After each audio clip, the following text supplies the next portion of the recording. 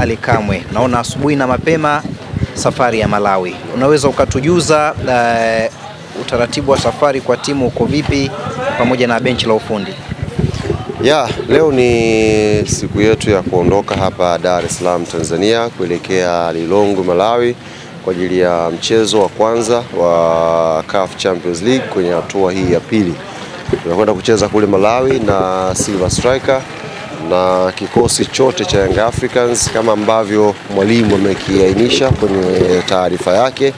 Tayari kimeshafika hapa uwanja wa ndege na pamoja na benchi la ufundi na baadhi ya viongozi na baadhi pia mashabiki ambao wao wanaongozana na timu kwa njia ya anga. Wote wameshafika hapa na ibakia mimi tu ndio niko nje, lakini wengi wameshatangulia ndani. Ni ishara kwamba tuko tayari kwa safari, na ukiangalia hapa ni safari ya lisali moja tu. Tunaondoka hapa saa 1:40, saa 2:40 tayari tutakuwa tumeshafika Lilongwe inshallah, na tutakuwa tunaelekea sasa kwenye kupumzika. Alafu leo tutakuwa na session ya kwanza ya mazoezi pale. Baada ya leo, kesho ambao ndio official training sasa, tutatrain tena siku ya pili. Alafu Jumamosi inshallah tutaingia kwenye mechi. Kwa namna watu walivyokuwa naiangalia Silver Striker, pengine sio katika ukubwa huo ikilinganishwa na timu nyingine ambazo Yanga ameshakutana nazo.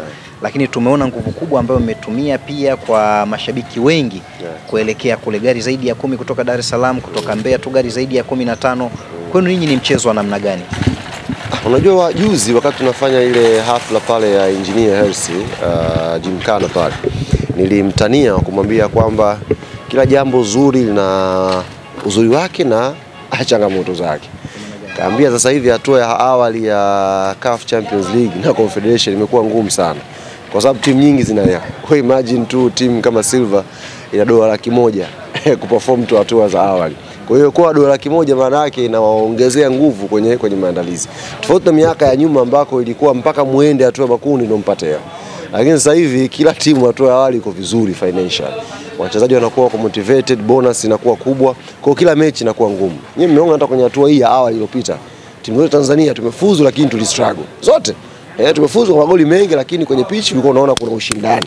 Tofauti na miaka hiyo unacheza na Zala unajipigia tu, unacheza na unajipigia. Sasa hivi hakuna mnyonge. Sasa hiyo ni ishara kwamba mpira wa Afrika umekuwa kwenye ngazi ya vilabu. Na sisi kama Young Africans wenye malengo ya kufanya vizuri kwenye Champions League, tunatakiwa twende kwa tahadhari zote. Yaani kwa akili, nguvu ile ambayo tunakwenda na mpinzani mkubwa tunakwenda nayo Malawi. Lakini kwa upande wa mashabiki, hii ni fursa kwa klabu yetu Young Africans kupata mchezo na taifa jirani ambalo kwa njia ya basi inafikika. Ni fursa kubwa kwa mashabiki wetu kusafiri kwenda kuiunga mkono timu yao. Kwa orodha ambayo nimeipata ya mwisho asubuhi ya leo, magari yameshafika 55. Kwa maana Iringa yako magari, Songwe yako magari, Mbeya idadi imeongezeka magari 25 sofa. Kwa magari yamekuwa mengi sana ambayo yanatoka Tanzania yanaelekea Malawi.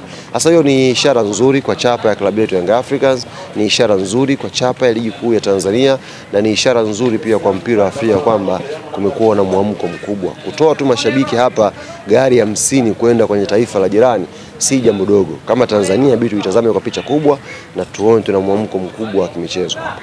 Tangu akiwa Malawi anawapromote vijana wengi kutoka under 20 kuingia senior team akiwa na timu ya taifa.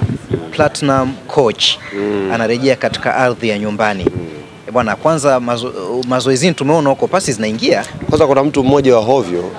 Na mtu mmoja wa hovyo sana juzi wakati tumtambulisha kocha alipita kwenye comment pale. Akasema huyu mnamuita Patrick Mabedi. Huyu ni Patrick Mavitanda. Nilicheka sana ile comment, nikasema Mavitanda sema Mabedi. Huyu tusiturahisishe tu tumuite Patrick Mavitanda. Bwana, tunaondoka na hapa na narudi nyumbani kwao. Niko excited sana kwa sababu licha ya sisi kumchukua lakini alitokea South Africa. Toka South Africa ndio amekuja hapa. Jitokea straight Malawi. Kwa hiyo niko excited. Nimeangalia asubuhi mitandao mbalimbali ya Malawi. Story kubwa ni hiyo.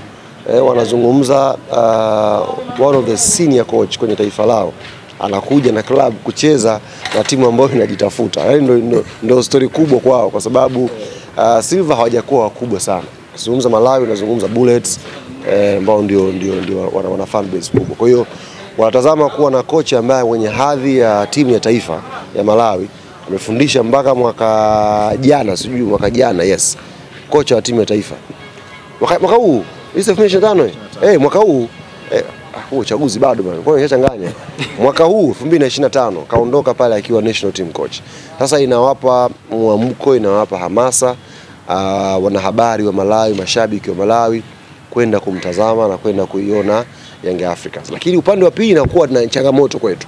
Unapocheza na kocha mwenye hadhi ya timu ya taifa ya Malawi, wale silver wachezaji wazawa pale wanataka kuonyesha kwamba mwalimu wakati mwingine pakitokea chance ya national team na sisi tunaweza kucheza. Kwa hiyo inaweza kama mechi ngumu vile vile kwa uwepo wake tu.